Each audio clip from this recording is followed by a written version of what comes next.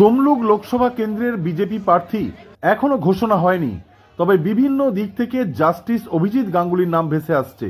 তবে এই জল্পনা যে বাস্তবিত হতে চলেছে তা দেখা গেল নন্দীগ্রাম এবং তমলুকে।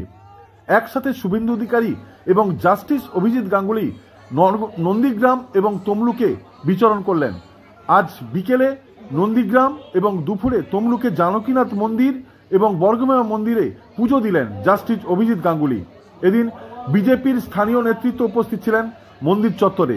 তবে এদিন সংবাদ মাধ্যমের মুখোমুখি হয়ে অভিজিৎ গঙ্গোপাধ্যায় জানান যে এত বছর চুরি জালিয়াতি চোরচুরি হয়েছে দেখলাম, এবার তৃণমূলকে মোটেই ভোট নয়। এদিন বেশ কিছুক্ষণ মন্দিরে থাকার পর তমলুক দলীয় কার্যালয়ে যান অভিজিৎ গাঙ্গুলি। সেখানে এক প্রস্তর বৈঠক হয় দলীয় কর্মীদের সাথে এবং ছিলেন রাজ্যের বিরোধী দলনেতা শুভেন্দু অধিকারী। এরপরে শুভেন্দু অধিকারী সাংবাদিকদের মুখোমুখি হয়ে বলেন, भारत माता की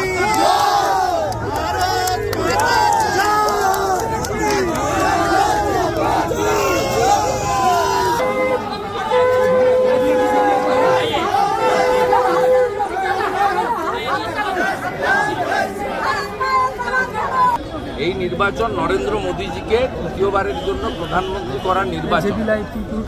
আমরা কেউ উন্মাদ হয়ে যায়নি যে দেশটা ইউক্রেন হয়ে যাক, গাজা প্যালেস্টাইন হয়ে যাক, আফগানিস্তান হয়ে যাক, কে চাইবে?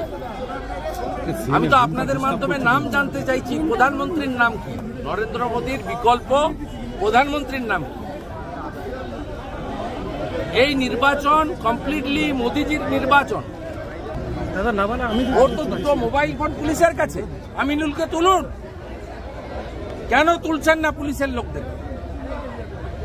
53 দিন মমতার পুলিশ লুকিয়েছিল রেখেছিল যারা, তাদেরকে আগে তুলুন, তাদের জিজ্ঞাসাবাদ করুন। আজকে অর্জুন সিং বলছে যে বিজেপি ছেড়ে তৃণমূলে আসাটা ভুল হয়েছে, বারবার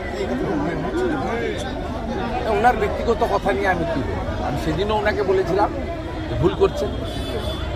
যাওয়ার আগে আমার সঙ্গে কথা হয়েছিল, নিজাম প্যালেসে একসঙ্গে আমি লাঞ্চ করে আটকানোর চেষ্টা করেছিলাম। পলিটিক্সে, সমাজে, সংসারে সব জায়গায় হয় অনেক জিনিস হয়। আমাকেও অনেক লোক বলে আপনার আগে ছাড়া উচিত ছিল। আমি আগে ছাড়লে সিপিএম এসেছি। দাদা একটু ঘুরে, সিপিএমও কম ক্ষতিকারক জিনিস। এদিকে ঘুরে লক্ষণ সেটের রাজত্ব হতো, সেই জন্যই অনিচ্ছা সত্ত্বেও মমতার সঙ্গে ছিলাম। যাবে না। গতকাল রাত্রে ইমপ্লিমেন্ট হয়েছে, 10 ঘন্টা হয়ে গেছে।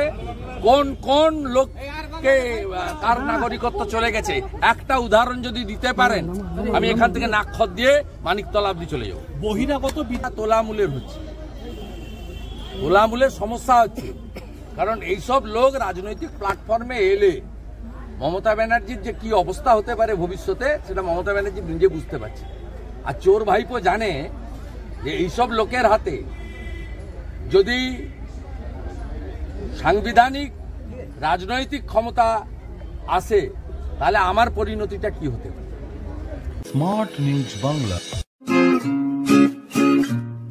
Smart news Bangla.